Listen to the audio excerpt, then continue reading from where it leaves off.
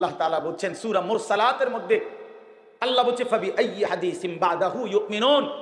এই বান্দা, আমি 23টা বছর কোরআন নাজিল করেছি, 30 পারা কোরআন নাজিল করেছি।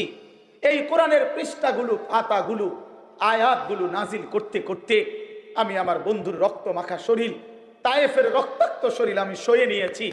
আমার বন্ধু যখন রক্ত ঝরা শরীর, আমি তো তখন ছিলাম, আমারও তো কলিজায় ব্যথা লাগছিল।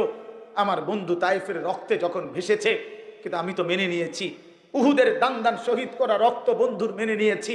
পেটে আমার বন্ধু 2টা ক্ষুধার কষ্টে পাথর বাঁধছে, আমি সেই পাথর বাঁধা ক্ষুধার কষ্ট মেনে নিয়েছি। বিনিময়ে আমি এই কোরআন নাজিল করলাম 23 বছর, 30 পারা কোরআন নাজিল করলাম। সর্বশ্রেষ্ঠ ফেরেশতা জিব্রাইলকে দিয়ে নাজিল করাইলাম, সর্বশ্রেষ্ঠ রাসূল নবী মুহাম্মদের কাছে পাঠাইলাম। অতএব বান্দা বলো, এরপরে আমি আর কি বললে, কেমনে বললে, আর কতবার বললে তুমি আমার কথা মেনে নিতা? বলো না ফরমান, বলো। নবীজি যখন দেখবে নামাজ নাই, রোজা নাই, জিকির নাই, তেলাওয়াত নাই, ফজরের নামাজ নাই, হালাল উপার্জনের কোনো খবর নাই, ঘরে টেলিভিশন, নাচ গান চলছে তো চলছে, চলছে তো চলছে, আল্লাহর কসম বন্ধু, নবীজি সাল্লাল্লাহু আলাইহি সাল্লাম চোখের পানি ফেলে দিবে আর হাসরের ময়দানে উম্মতকে বলবে, উম্মত, আমি সেই নবী, 23 বছর যেই নবী তোমাদের জন্য সারা রাতও আমি এশার নামাজের পরে দাঁড়িয়ে ফজরের আজান পর্যন্ত আমি চোখের পানি ফেলে তোমাদের জন্য আমি আল্লাহর কাছে মাগফিরাতের দোয়া করছিলাম। আমি সারা রাত কাঁদছি উম্মত, আমি পেটে 2টা পাথর বাঁধছি ক্ষুধার কষ্টে, আমি তায়েফের রক্তে আমার শরীর এই পরিমাণ রক্ত ঝরছে, আমার পায়ের জুতা পায়ের তালুর সাথে জমাট বাইধা, আমার জুতা খুলতে পারছিলাম না। আমি উহুদের দান দান করা শহীদ হয়ে রক্ত ঝরিয়ে উহুদের ময়দানে পড়েছিলাম। বিনিময়ে এই আমল নামা, আমার 23 বছরের মেহনতের এই বিনিময়। উম্মত, আমি এই জন্য রক্ত ঝরাইলাম। বলো না বাপ, এই বাপ বলো, কি বলবা তুমি তখন?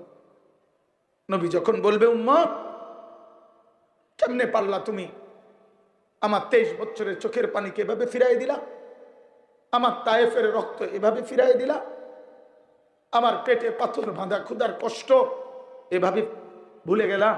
এটা কি আমল নামা নিয়ে আসছো?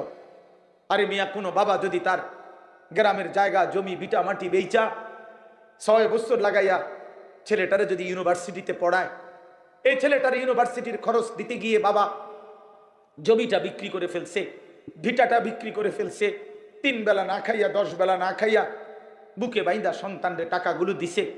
6 বছর পরে যদি রেজাল্ট আসে ছেলেটা ফেল, ফলাফল যদি আসে ফেল করছে, এই বাপ কি পরিমাণ কাঁদবে বলো ভাইয়া? এই বাপ কি পরিমাণ কাঁদবে? সে চিৎকার করে গড়াগড়ি খাইয়া বলবে, আমার সন্তান, তুই জানোস না তোর এক একটা টাকার জন্য আমার কি পরিমাণ ঘাম ঝরাইতে হয়েছে মাঠে। আমি ভিটা বেচা ফেলছি, আমি গরু বেচা ফেলছি, আমি সব বিক্রি করে আমি তোরে এতগুলো টাকা জমাইয়া তোরে দিলাম, বিনিময়ে এই ফলাফল। কাঁদবে কিনা বলেন? তো নবী বলবে না, এটা উম্মত, আমি 23টা বছরের চোখের পানির বিনিময়ে এই, আমার তায়েফের রক্তের বিনিময়ে এই। হ্যাঁ বলো ভাইয়া, বলো, বলেন বাপ। পাথরের আঘাত সয়েও কালেমার দাওয়াত দিছেন।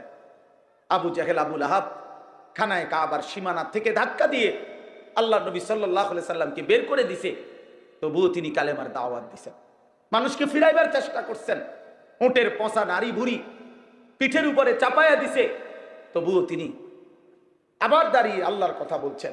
শুধু বলেই গেছেন সর্বত্র, কভি আরশ পর কভি ফরশ পর, কভি উনকে দর কভি দর বদর, গমে आशिकी तेरा शुक्रिया, मैं कहां कहां से गुजर गया, कभी रास्तों में तन्हा, कभी हो गुरूद सहरा, मैं जुनू का हम सफर हो, मेरा कोई घर नहीं है।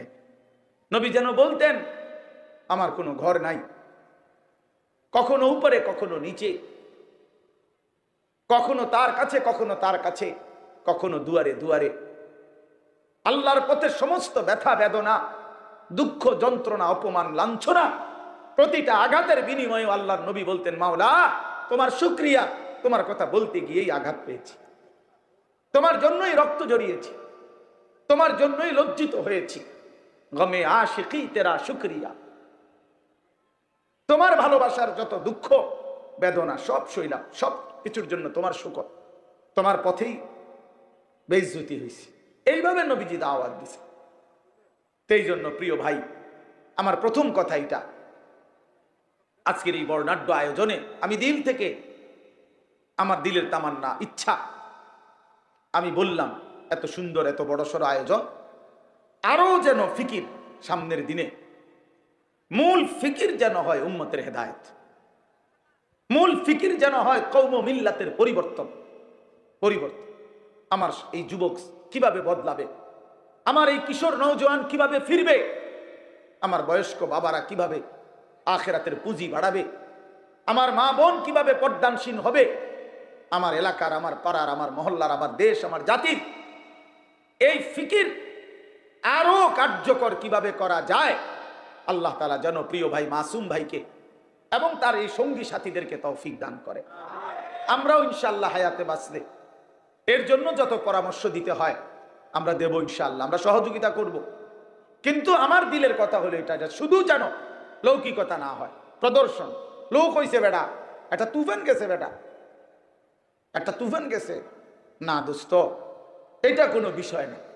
আল্লাহর বান্দাদের দিলের হালাত কি হইছে, মহল্লার ছেলেদের অবস্থা কি হইছে, এটা দেখা উচিত।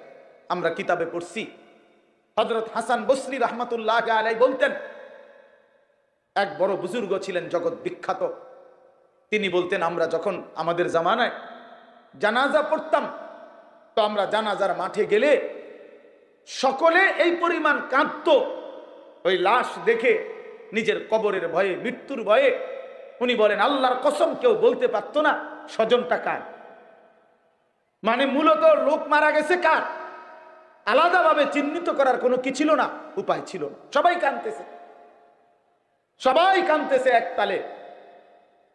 তো নির্ধারিত কার আত্মীয় এটা আর বুঝতাম না আমরা। এমন ছিল আমাদের লাশ দেখে আখিরাতের ফিকির। তাইলে দোস্ত, এটা ফিকির হওয়া উচিত, এটা ফিকির হওয়া উচিত। কেমনে বাঁচবে কবর থেকে? আজকে তোমরা অনেক নওজোয়ান, মাশাআল্লাহ, অনেক কিশোর নওজোয়ান বাপ, তোমাদের কাছে অনুরোধ বাপ, আগামীর ইসলাম তোমাদের জন্য অপেক্ষমান, আগামীর কালেমার পতাকা তোমাদের জন্য অপেক্ষমান। সারা পৃথিবীতে আল্লাহর কসম, এটা বর্তমান সময়ের এটাই বিশ্লেষণ যে আগামীর পৃথিবী ইসলামের পৃথিবী, আগামীর পৃথিবী কোরআনের পৃথিবী। সারা পৃথিবীতে আলহামদুলিল্লাহ মজলুমের বিজয় হচ্ছে, জালেমের পরাজয় হচ্ছে। জালেম শুধু পরাজিত না, যেখানেই জালেম হেরে যায় ওইখানেই জালেম ভাগ্যা যায়, ভাগ্যা যায়, জাগাত থাকে না, ভাগ্যা যায়, পলায় যায়। হ্যাঁ হ্যাঁ, শুধু বাংলাদেশের জালেম পলাইছে 5ই আগস্ট, শুধু এটা না, বরং সিরিয়ার জালেমও 8ই ডিসেম্বর বাশার আল আসাদ নামের জালেমও পলাইছে। হ্যাঁ হ্যাঁ, এর আগে তিউনিসিয়ার জালেম পলাইছিল, আফগানিস্তানও এক জালেম এই তালেবানের আগে ওরা পলাইছে। বারবার যেখানে জালেম হেরে যায় সেখানে পলায়া যায়, মজলুমের পতাকা উড়ে, ইমানদারের পতাকা উড়ে। অতএব নওজোয়ান ভাই আমার, বন্ধু আমার, মনে রাখো দোস্ত, মোবাইলের মাধ্যমে জীবনের শেষ সুখ তালাশ কইরো না, মোবাইলের মধ্যেই জীবন শেষ করে দিও না বন্ধু। এই নারী, এই ছবি, এই অশ্লীল দৃশ্য, এই মাতলামির এই জিন্দিগি। প্রিয় নওজোয়ান, তোমরা মুসলমান, একটা চুলের ফ্যাশনের উপরে জীবন শেষ করো না, একটা জামার ডিজাইনের উপরে জীবন শেষ করে দিও না, একটা প্যান্টের ডিজাইনের জন্য জিন্দিগি শেষ করে দিও না, একটা মেয়ের জন্য জীবনের 5টা বছর নষ্ট করে দিও না। আমার বন্ধু, নষ্ট করো না তুমি। তোমার দ্বারা অনেক স্বপ্ন আছে, তোমার নিয়ে অনেক সম্ভাবনা আছে, তোমার নিয়ে অনেক স্বপ্ন আছে। আগামীর পৃথিবীতে তুমি কালেমার পতাকা উড়াবা, আগামীর পৃথিবীতে তুমি ইসলামের পতাকা উড়াবা। আল্লাহর নবীর এমন সাহাবী ছিল, ইসলামের ইতিহাসে এমন মুজাহিদ ছিল, যাদের স্ত্রীরা তাদের বাসর রাতের কোরবানি করে স্বামীরে প্রথম রাতেই মাথায় পাগড়ি বেঁধে যুদ্ধের ময়দানে ছেড়ে দিয়েছে, বলেছে, স্বামী যাও, আল্লাহর জন্য জান দাও, আর হাসরের ময়দানে তোমার সাথে দেখা হবে, যাও। অতএব দোস্ত আমার, এক নারীর জন্য তুমি না, এক ছবির জন্য তুমি না, এক অশ্লীল দৃশ্যে তুমি হেরে যেও না, হাইরা যাও না।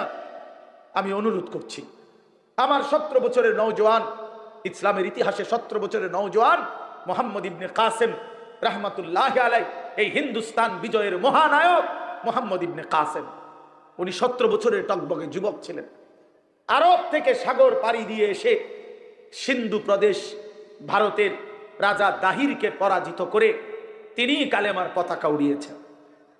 সুলতান ইখতিয়ার উদ্দিন মোহাম্মদ বিন বখতিয়ার খিলজি রহমতুল্লাহ আলাই মাত্র 17 জন যোদ্ধা নিয়ে আমার এই বাংলা মুলুক, তিনি হিন্দু রাজা লক্ষণ সেনকে পরাজিত করে কালেমার পতাকা উড়াইছিলেন।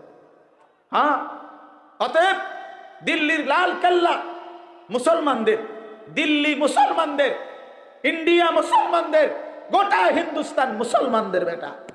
অতএব আমি নওজোয়ান বললাম, আমার অনুরোধ বন্ধু, স্বপ্ন দেখো বড়, কল্পনা করো বড়, আগামীর পৃথিবীতে ইমাম মাহদির পক্ষে লড়বা, কালেমার পতাকা উড়াবা, বাংলার জমিনেও কালেমার পতাকা উড়াবা ইনশাআল্লাহ।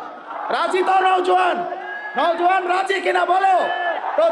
30-এর নিচে যারা, তারা দাঁড়াও, বলো দাঁড়াও নওজোয়ান, দাঁড়াও নওজোয়ান, দাঁড়াও নওজোয়ান, জাগো নওজোয়ান, হিম্মত করো নওজোয়ান, আগে বাড়ো নওজোয়ান, বলো আল্লাহু আকবার।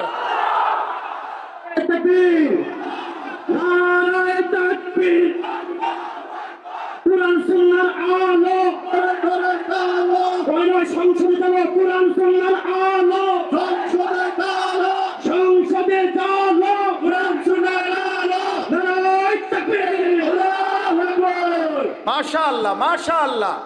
বসো ভাইয়া, হেরে যেও না ভাইয়া।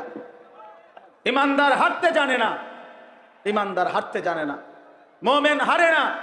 ইসরায়েলের কুত্তা হেরে গেছে, ফিলিস্তিনের মুসলমান হারে নাই, গাজা এখনো হারে নাই, হামাস এখনো হারে নাই, কিন্তু ইসরায়েলের কুত্তারা যুদ্ধবিরতি দিতে